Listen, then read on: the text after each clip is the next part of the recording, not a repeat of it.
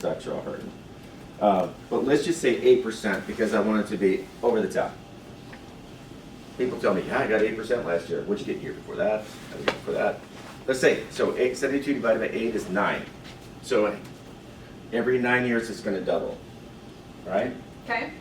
Okay, so let's check to see how much this thing is, how much is it going to be worth, your $40,000 is going to be worth in, how long you want to go? Let's go up to 24 years because that's how high Sure. we went with the other. Well, this one is 12 years. Oh, this is 12 years. Sorry. Okay. So we would have to. Okay. Well, first of all, one time. So it's 80, and then. It's going to go up another third. So a third of this, let's just say, is 25,000. Okay. Yeah. So it's going to be, so add 25, it's going to be 105.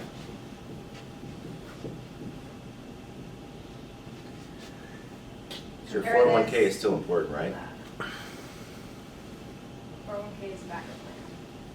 But when people say, but Rob, my investment person told me to put it in my 401k, I said, yeah, I mean, it's important. It's really important as a supplement to what this is. Because this cannot keep up with this. It cannot keep up with this. There's absolutely no way. The key is leverage, right? One of them, I'm getting an investment on $500,000. The other one, I'm getting an investment on $40,000. Or else I'm getting, if I buy 2 homes, I'm getting a return on $1 million instead of a return on $40,000. It's very important to understand how that works, right? So thanks for doing that. It's just Yeah. for me. I know. Yeah, it's for me. Yeah. Cool. Yeah. That's how it works. That's Have it. you ever looked at it from instead of renting, like Airbnb or? Yeah, it's all rate of return. It's all rate of return, and so it all depends on how much you get for Airbnb. Some people get a higher return on an Airbnb. I am very conservative in my numbers. So the reason why people do Airbnb, even though it's higher maintenance, you get a higher return, right? And I have lots of friends who do Airbnb. I don't. It's too much maintenance. I don't want to buy that much furniture, even though I own a lot of furniture. I have a staging company. I just don't want to deal with it. But, you know, I have a lot of friends that do it because, like, I got a buddy who bought something in eastern Washington on a lake, and he's renting it for $2,700 a month. And his payment is about $3,300 a month. But he's only renting it out maybe a week, sometimes 2 weeks, a month. Sometimes it's going to be more probably, but I mean, if he rents it out 2 weeks, he gets an even higher return. Yes, he has to clean a lot more. Yes, he has to give a lot of that money to the company that's maintaining it for him. But he has the potential to make an even higher return than 6%. All right, this is the 6%. Maybe he's going to get even more money, so we can pay everything off faster. Right? Yeah. Well, is that variable enough that it'd be worth, would be worth it to do it up here, or is it just it's too variable? To Yeah, tell? that's exactly right. Yeah. So yeah, you could certainly make more money that way. It all depends, you know. I think that I'm a little bit older. I'm not old. I'm a little bit older, Well, and I don't want to. I wouldn't lie to this guy ever again. Was that you? Did you like this guy? You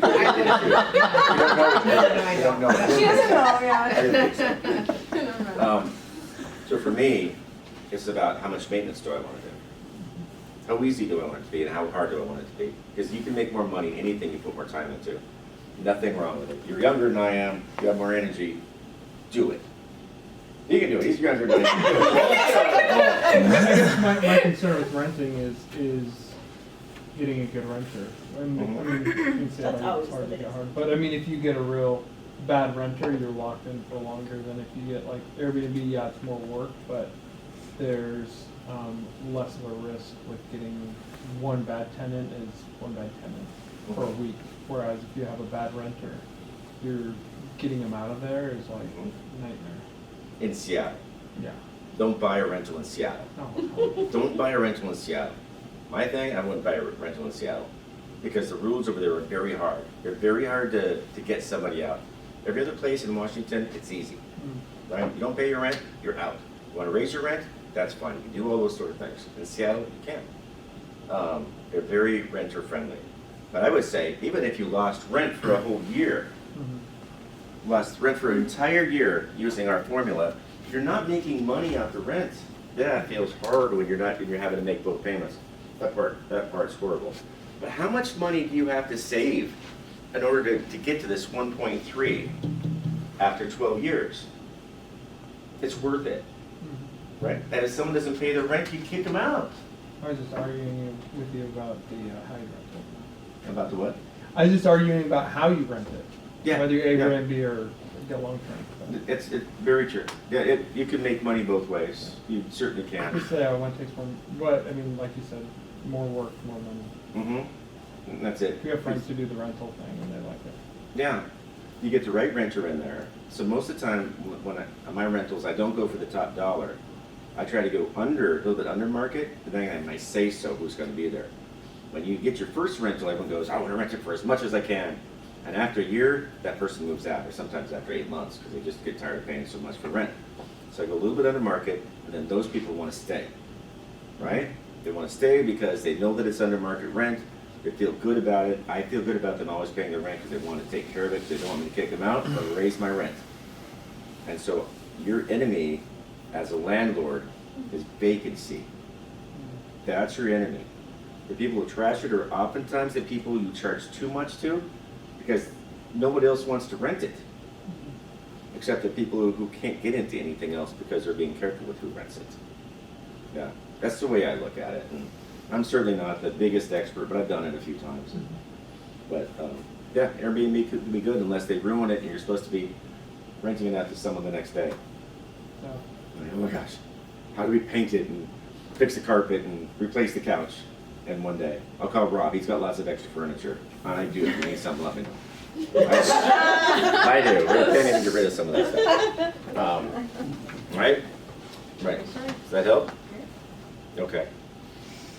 Okay, there you go. Yeah. You guys can eat your sandwiches? There's sandwiches up here for you. Waters. Pomegranate. Okay. So how do you find, I have a lot of questions. But I know the questions. Perfect. I like questions. How do you find some of these, like, so, you know, you want to buy a house, but you don't want it to be, and right now it's so crazy because the demand is so, you know, supply is so low, demand is high. Mhm. So I find that, and from my own reading about this, because we've been considering it for a while, trying to find a home that's not well above market value is difficult right now.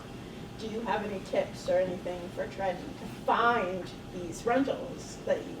So, I want to define something you said. You said, how do you find something that's not so far above market value? What does that mean? Market value is whatever price someone's willing to pay for it at the time. So when you find a home, it's market value, right? So oftentimes people say, they make this mistake, just saying stuff because that's the way Rob is, right? This is the way I am, right? Sometimes I just am a jerk. But, and the times that you get the greatest appreciation is where you get the most complaints. The times where people say, it's above market value, it's above market value. No, it's not. No, it's not. We could say the same thing about when the market was sinking, right? Sinking too much, right? It's going down. Hey, it's not supposed to go down that much. Well, maybe it's not supposed to go up this much, but guess what? It is. And so, that's just the value at the time. Yes. Is it better to buy in a appreciating market or a depreciating market Or a flat market. or a flat market? So, I mean, that's a great question. Okay? So, an appreciating market, what's going to happen tomorrow? It's going to be worth more or less? More. Okay, it's going to go up. In a flat market, it's going to go up or down or stay flat? Don't know. Don't know. The appreciating market, where's it going to go? Down. So, if you want the highest, the best risk, you go in an appreciating market. Right? You go to an appreciating market. Where are we at? An appreciating market. Why are the smart companies buying the houses? Because they're smarter than we are, and they say, I want an appreciating asset. Everyone else says, oh, I gotta wait till it bottoms out, and then the problem is it goes like this, and you're like, it bottoms out up here. You lost all this, because you're thinking, I want to look for a good deal. right? Your good deal means that you lost, 25% of your increase in value. Doesn't make a lot of sense. You gotta buy. You gotta buy, right? If I could go back in 2008, worst market we've ever had here, right? Worst market. If I could go back and I could buy 10 houses right now, 10 years later, how much money would I have made? How much money would I have made? I would have made a whole bunch of money. Because in the Seattle market, 10 years cures everything. There's never been 10 years where after 10 years, you didn't make good money. People just worry about, I'm worried about today, I'm worried about tomorrow. Just keep buying. Just keep investing because it's going to keep going up. And your tax advantages and everything else is going to help you out a lot too. Okay? Hope that makes sense. So where do you find a house at good value? You just got to find a house that's in good shape. I think a lot of times we want to buy our investment home like we buy our primary residence. I'm talking too much. Am I okay? No, you're good. Okay, I don't mean to take over. A lot of people want to buy a rental home like they buy their primary residence. They want something pretty. Pretty homes don't make good rentals. Good rentals make good rentals. How many bedrooms, how many baths, where's the location? People don't care about the color of carpet, they don't care if they have updated countertops or anything like that. They want a certain amount of bedrooms for a certain amount of price. That's what you look for. Look for something that's going to last a long time. Something that's a good roof, something that's a good foundation. Don't have to worry about the siding because vacancy is your enemy and also you're having to repair and finish things. Because renters are hard on homes. If you make your homes too beautiful, they're just going to make them not beautiful. Just the way it is, right? Right? So get something that's going to be easy to rent. It doesn't have to be the most beautiful house. Matter of fact, don't make it the most beautiful house because you're going to pay the most amount of money for it. That's what the mistake almost everyone makes on their first rental house. Right? Second, they're smarter. Like, geez, I'm not going to fix all that stuff again. The renter moved out and had to, fix the cabinets and do all these things because it's not pretty anymore. Who cares? I mean, make it something average, and you're still going to get about the same rent. You're not going to have to fix it up all the time, right? Just find something that makes sense. Find something that comes close to penciling, even if it's not, right there. That's key. More questions? I like questions. I don't know. Yeah. Do you have any? Like questions. Yeah. The last thing you just said, I have another question. Perfect. Yeah. Well, you said even if it's not right here. Mhm. So do you have rentals across the country, or? There's places you can get rentals that pencil out, but you really have to be careful. Because you have to pay someone else, right? You got to pay someone else to manage it, and as you get older, you want to pay someone to do it anyway because it's a pain. And you're making enough money, it doesn't matter. Paying someone 10%, who cares? Doesn't matter, you're still making money. Right, but you have to be careful. You want something that's going to appreciate. If people are looking for that making sure it pencils per month. But as you can see here, the most important thing is you need it to keep increasing in value. Appreciation, what helps you get to the end quickly. So you want to be around places that are growing or places that have already grown because they're going to be very stable, right? We're not going to have to worry about our values here because we're supported by Microsoft and Amazon and all these companies. They're not going anywhere. We kept on talking about Amazon 2, the second headquarters. It ended up in Bellevue, right? If you go any place, it's pretty much still here because they're like, yeah, let's just stay here. We're going to be fine here. If you go to some place like, nothing against Texas, but look at Texas, the growth that it's had over the last 2 years since we've had a problem with COVID. Everyone says, I don't have to go to work anymore. I could just work from home. I got to go to Texas where it's cheap. Well, guess what? They can't support them over there anymore because they're going to make them come back to work. Everyone's saying, come back to work, come back to the office. These guys are trying to figure out if they should stay there and take a lesser paying job or else move back. So it's better to be here, but there's no problem with going someplace else. Detroit, you can buy a house for $45,000. You can buy a house for $45,000. You get financing on it, and you can make a little bit of money. It's not going to appreciate, but you're going to get a little bit of money every month. You're going to make $300 a month on it, right? You can do that in Detroit. Going to get a lot of appreciation? No, but if you're looking for cash flow, that's where you go. Okay? There you go, there you go. That's my take on it. That's my take on it. Yeah, I've been doing this for a long time. Been doing this for about 29 years. Been in real estate for about 29 years. And this is super important to me. We talk all the time, you can attest, we talk a lot about home ownership, how to get people to the end, right? They say that 80% of the people my age are never going to be able to retire. We went through the Great Recession. A lot of people my age lost a lot of their money. It's gone 401k, they got rid of their house, they did these things, they lost all their money. 80% will never be able to retire.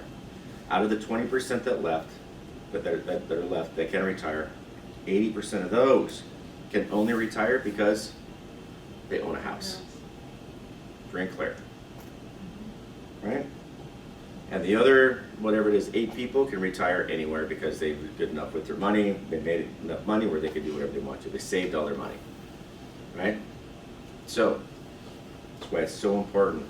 Either you make a whole bunch of money, you keep all your money, or you pay off your house by the time you retire. You see what rent does? It is going to double every time every 12 years. Right? You paid off your home when you did, aren't you? Oh, yeah. Mm-hmm. Yeah. Otherwise, I'd be a street person. That's right. And it's the truth. I mean, it's the truth. There's too many people that have not saved up enough money or not been able to pay off the house, and they're in trouble. And at anybody's age, right? Anybody's age, you can do this sort of thing. You can do this sort of thing and make money, right? Doesn't matter if you're 27 or 77, anywhere in between, doesn't matter. This is the way it's done, and still drinking your latte. Well, but so, because you were saying like, oh, you can turn $40,000 into, 1.3 million. But I mean, what if you don't have $40,000? Do you already own a house? Yeah, I mean, you could take equity out. I'm just saying people who don't, use that everyone can do it. So. Yeah, everyone can. Yeah, there's zero down programs. How long have you been in your house? 2006? Close enough. Yeah. Close enough. We You've been in have there like 16 years. we have like $400,000 in equity in our home. So I mean, we could do it, right? We could leverage a HELOC and pre-work and do that stuff. But Let's leave the money in there. yeah. Let's leave the money in there. And what you're going to do is you're going to decide that you're going to make that into a rental. Mm-hmm. You're going to make that into a rental, then you're going to buy another house, right? So there's programs out there to buy a home still with zero money down. 3.5% FHA, the down payment assistance. There's all these different ways to buy a house. You can buy another one, right? But you got to move into that house. You can't just buy that one as a rental. Mm-hmm. If you don't want to do that, then you take the equity out of your house. And you say, I don't want to take the equity in my house. Well, why not? Well, because I want to pay that off. Well, we just showed you that doesn't work. That doesn't work. What works is being able to get another asset that appreciates, that pays it off. It's the appreciation of the other asset that pays that off. You got to work too hard to pay it off by using your back and not buying your lattes. Like, what do you have to give up right now to make sure your house is paid off? What do you have to give up in your life to increase your payment by $1,800 or whatever it was? 1,800, was it $1,800? 4,800? In 12 years? Which one? How much to pay it off in 12 years? Was it 48? 40, it was at Yeah. 4,800. So how much what do you have to cut out of your life to save $1,800 a month? What do you have to, more than lattes. Way more than that. The car, right? The vacations. You gotta cut out all that stuff. It just, Easily some of those kids. that's $1,800 tax-free. That's $1,800 after taxes, right? Not before taxes. $1,800. So it's really, if you're on the 30% tax bracket, it's what, $2,500. But $2,500 more gross that you have to make in order to pay that off. And this, we're paying it off because you took money out of your home or whatever and moved it over to something that's an appreciating asset. Because in a couple of years, you're going to make all that money back. Plus, you still have that equity. You just moved it to another asset, right? That's the way you do it. That's the way you do it. Doesn't matter how much money you have in your pocket. It's just the idea is that you do it. We only did this with 40 grand. You got 400. You could certainly do something like this if you so chose, right? I mean, if you, I kind of took the example, if you did want to just completely move, you could have your 400 in equity, you could put 200 down on one and then move, but you'd have to prepare yourself, you'd have to move again 1 year later and get another one and do it that way. But, you know, that's assuming you wanna meet your home. So. If you only have $40,000, I mean, it's hard to find a $500,000 house right now, so. It might have to be a condo or something like that. We use 500, I use 500 for 2 reasons, right? Because it's, you can buy a condo or a townhouse or something like that. You can do that, you can find it, and it's still gonna appreciate. But, I mean, there's also a tax reason why I do that. Because the idea is when you move into the second home over here, and when you sell that one, I wanna make sure you don't fall in the capital gains bracket. Then I have to have more complicated math for you. Right, because you're right, to a house, you're looking probably $700,000-800,000. But all it does is just increase your return. And how much income do you have to qualify for a loan if you're only putting like $20,000 or $30,000 down on it? If you buy it as an investment, you can actually, the rent will help you qualify. Right, or if you living in this one and you rent this one out, and I'm not here to be a lender, but the rent that you have coming from your old house will help you qualify for your new house. Right, so you don't have to qualify for both homes in this sense because you have this one already rented out. If you've been there for a while, since 2006 or whatever, your rent is going to more than cover your payment. So it's going to be cash flow. It's just going to cash flow, and you're going to use that profit to be able to help you qualify for your next house. Isn't it like 75% or something like that? Depends on the lender. Yeah, yeah. There's not a Fannie Mae, Freddie Mac thing. Lenders have their own ways of doing it. Some are 80, some are 75, some are 70% of your rent. And I think, from what I've heard, you can just, even if the renter hasn't moved in yet, like you're still in your house, you can, as long as you have like a rental agreement signed, You know, that lease works. a signed lease. Yeah, with a the signed banker. lease, Mhm. yeah. They'll count that. Some of them ask for it, the first check too. Depends on the lender. I was a lender before I was actually a real estate guy. We were also told at one point from someone that it's best if you could figure out a way to do some kind of rental, already have a rental of some kind. So whether it's renting like storage or something, that It's the true, lenders rental income. look that, then it's like you already have had rental income, and so they look at, and it's a lot more, I was just told it was easier to like be like, hey, we're gonna have a rental, you know, we already had rental income. They'll count your income more. They'll count the rental more, the rental income more. Right? That's one of the reasons why you also want to say you already have a rental agreement, because you're already a landlord. Even though they haven't moved in yet, already a landlord. Makes it feel better. Yeah. Look at you. He's making it. I'm just rewriting it. All right.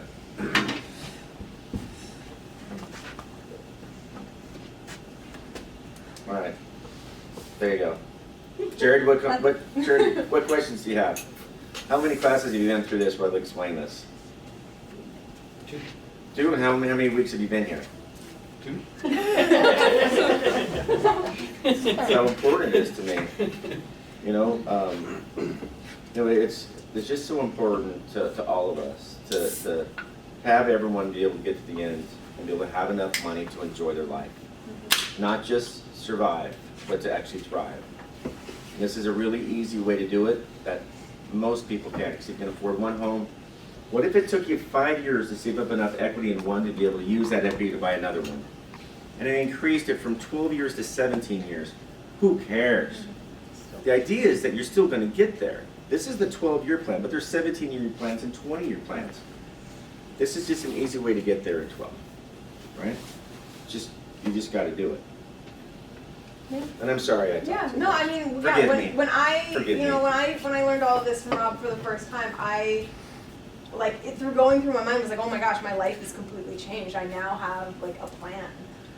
And my first instinct was like, I need to like tell people about this. And so that's why you all are here today. So That's exactly I what you appreciate you told guys me. coming, and yeah, I hope you did learn something and feel value, feel like you got value here today. Yeah, I remember you sitting over there in the other office. Did you see my jaw drop to the ground? You're like- I mean, Like, we have a responsibility to tell people. It's Yeah. what you told me. I'm like, that's exactly the way I feel about it. yeah. Exactly. We have a responsibility to tell people. It's too hard to save up enough money to pay off a home that costs this much money. They're too expensive. It's just too hard to make that much money to pay off a house. You have to have another house paid off. It's like having another business. Yeah. There you go. And there's no limit on houses, right? You just- Yeah, and this was Yeah. just with 2 houses. Yeah, imagine Right. if you had 3 Yeah. or 4. We're out of houses, just Buy a new build house. another one. We're out. I'll make my own house. Don't, Jackson will help you. He knows the whole process. don't go there. Ugh. Pretty well home construction. Yeah, I've taught this and you know, talked to a lot of people about this, and some of my clients have taken this very seriously. I had a guy, his name is Jerry, Jiri, and he was having a family and he was doing this stuff at the same time, right? His wife was going to kill him. Every time she'd get used to another house, they would move. Because the idea is, he didn't have enough money to put 20% down on an investment, so he was going from one house, and then 1 year later, almost exactly, he'd buy another one. Almost exactly a year later, he'd buy another one, then he bought four, right? And this last one he bought for me about 6 or 7 years ago. And guess what? It's time for him to cash out, bless you. He wants to move to Texas, and it's time for him to cash out. And it's ridiculous the amount of money he's made by owning his 4 homes. It's ridiculous. Of course, we've had the most appreciation we've ever had and in history, pretty much. But just by following this plan, this many years later, he's got crazy money. Yeah. Why is it better to move? I think you kind of said that. Because it's better terms for your mortgage. Right, better terms for your mortgage, you can put less down. And you think about it, right? So we bought this first home, we bought home number 1. Bought home number 1, right? Let's say that we want to end up in the home number 1. This is an extra part of this. Tell me when to shut up. Go ahead. She knows I really can. There's so all night. many little tangents you can go off of Yeah. on this, but it's great. It's all good stuff. That's right. Yeah. So I buy house number 1. This is my forever home. This is the one I want to live in until I die, right? And I do that because when I buy this one, I'm going to live in this one for a long time. When I sell this one, I don't want to pay capital gains tax. Right? I don't want to have to pay capital gains tax. I get a benefit for selling my primary residence. If I was to sell this one, and I'm living in this one, I got to pay capital gains. Boo. I don't want to do that, right? It's all about not paying taxes, not about paying taxes, right? Yeah. We all make so much money. We all make this much money in our life, so we need to keep as much of it as we can. If we give it to the government, it's like how many. You're paying $200,000 or $300,000 in taxes because now it's worth $2 million. How many years did you have to work to earn that much money? That's a lot. So I want to keep it. So I want to move here, and then 12 years later, I'm going to move to my forever home that's paid off. That's the idea. I'm sacrificing my life for 12 years to live in my forever home forever. And then my extra $300,000. This is the joke I always say, right? I paid off my house, but now I have $300,000. What am I going to do with $300,000?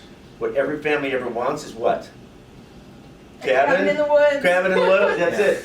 So then I used my extra $300,000 in 12 years to buy a cabin in the woods that my family can use as an estate forever. It just stays in the family, just put it in a trust. Everyone can enjoy that for as long as they want. Right? It'll just be in a family trust. I was gonna say a timeshare. I thought he was gonna say. I was this close to saying boat, but we joke about that. Like that's not what you wanted to. Just tell me what you want to do. Right? Timeshare's worse though. Oh. I know. It's way worse. And that's the thing. I started off with $40,000. And then in 12 years, I got a house paid off and I got a cabin in the woods. I always say it late, but in the woods is fine too. Just in the woods, sometimes they burn down. Almost about one in Leavenworth. And they sometimes are haunted. Sometimes they're haunted. Okay, yes. Like So all the scary anyway, movies yeah. are about that. Yeah, that's fair. Yeah. There you go. My promise, I'm done. Promise. All right.